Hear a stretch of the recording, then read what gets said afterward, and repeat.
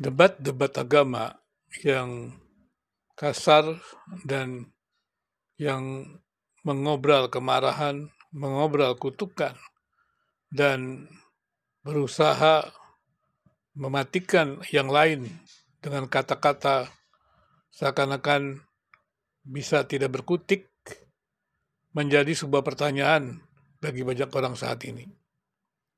Bahwa apakah memang agama itu bisa diperdebatkan seperti itu dan bisa mengobral tampilan-tampilan yang garang, tampilan-tampilan yang saling menyerang, dan sepertinya bukan hanya itu dipromosikan, tapi juga ada niat lain, yaitu mengeruk keuntungan dengan menggunakan kebebasan di medsos. Pertanyaannya adalah, apakah bisa kita mempropagandakan kebebasan di medsos dengan berbicara apa saja tanpa melihat sebuah kepekaran, secara khusus ketika kita berbicara agama. Kenapa saya katakan kita berbicara agama? Karena agama-agama memiliki posisi yang terhormat di negeri ini. Dan agama-agama di Indonesia ini mendapat dukungan pemerintah. Bukan hanya pendidikan agama, tapi kegiatan-kegiatan agama itu didukung oleh pemerintah. Maka dengan demikian, bisa jadi juga debat agama, usaha untuk memindahkan agama yang satu kepada agama yang lain dengan cara mempromosikannya dan kemudian memberitakannya secara, menurut saya, saling menyerang atau saling mengalahkan, itu bukan saja membuat wajah agama itu menjadi tidak sejuk, tetapi juga menjadi sebuah pertanyaan, apakah memang agama-agama itu bisa menerima cara-cara yang tidak patut, cara-cara yang tidak sopan, cara-cara yang tidak jujur, cara-cara yang tidak bermutu untuk memindahkan orang kepada agama-agama lain. Agama yang berbeda maksud saya. Kemudian juga, saya masih ingat bahwa Kementerian Agama pernah membuat rencana untuk mengadakan sertifikasi bagi pengkhotbah. Nah kemudian pertanyaannya adalah, kalau pengkhotbah saja perlu sertifikasi, karena memang pengkhotbah itu berbicara di dalam ruang ataupun dalam areal yang luas, dan kemudian juga pengkhotbah itu kemudian juga bisa mempengaruhi gerakan-gerakan massa, dan sudah terbukti memang mereka juga berhasil mempengaruhi gerakan-gerakan massa yang menimbulkan persoalan bagi negeri ini. Tapi ternyata bukan hanya pengkhotbah-pengkhotbah yang kemudian tersasar dengan penodaan agama. Di dalam media sosial itu ada debater-debater atau yang mereka sebut apologet. Itulah yang terjadi. Meskipun saya tidak paham bagaimana apologet itu berusaha untuk menjatuhkan yang lain. Yang saya pahami, apologetika atau apologet itu harusnya adalah menjelaskan apa yang dia percaya. Bukan menjelaskan agama lain, bukan menunjukkan ketidakkonsistenan orang agama lain. Kalau kita bicara tentang usaha-usaha untuk memilih para politisi, ya memilih baru ini adalah pejabat ya kepala daerah. Di sana memang masing-masing mempunyai program yang bisa diuji bersama.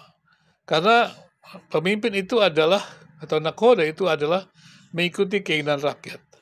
Maka kemudian ketika calon-calon pemimpin itu mempromosikan kebijakan-kebijakan mereka, maka rakyat bisa menganalisisnya, bisa menilainya. Dan penilaian rakyat semuanya sama, yaitu apakah apa yang disampaikan dalam kebijakan-kebijakan para politisi itu, calon pemimpin kepala daerah itu, memang layak untuk memajukan daerah-daerah tertentu. Dan kemudian sebetulnya komunitas yang beragam itu, individu bisa berkumpul untuk kemudian menilai bersama apakah calon kepala daerah itu memiliki kebijakan unggul yang akan memajukan daerah-daerah itu. Dan kebijakan itu bisa dinilai oleh semuanya, siapapun bisa dinilai. Paling tidak, ya mungkin dia bisa juga memberikan masukan-masukan.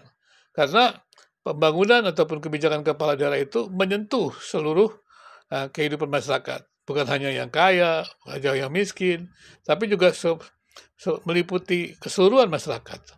Karena target daripada kebijakan pemerintah itu adalah, ataupun kepala daerah itu adalah seluruh masyarakat, maka dengan demikian seluruh masyarakat bisa menilai kebijakan itu. Apakah kebijakan itu layak untuk mereka atau meyakinkan mereka bahwa mereka akan mendapatkan sebuah kepastian bahwa kepala daerah yang dipimpin itu bisa membawa daerah itu kepada kemajuan.